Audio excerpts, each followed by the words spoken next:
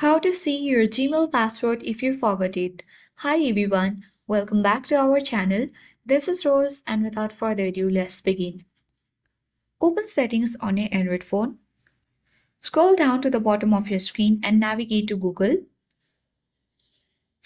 And you need to choose your Google account and select Manage your Google account. Here, scroll down and tap on Security option. And you need to scroll down to Password Manager. In the Password Manager, you will find all your saved password. Tap on Manage Password option. Here you need to simply look for the Gmail password. Select that.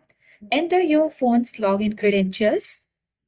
And here you can easily view your Gmail password with the help of the eye icon on the password section. The next way is simply you can view Gmail password using Chrome settings. Open Google Chrome on your phone. Now tap three dots, vertical line, and at top right corner of your screen are simply the menu icon. Scroll down and then select Settings option. Now tap on Google Password Manager option. And you need to simply find your Gmail account and tap on it. Enter your phone's login credentials and tap the eye icon to reveal your password.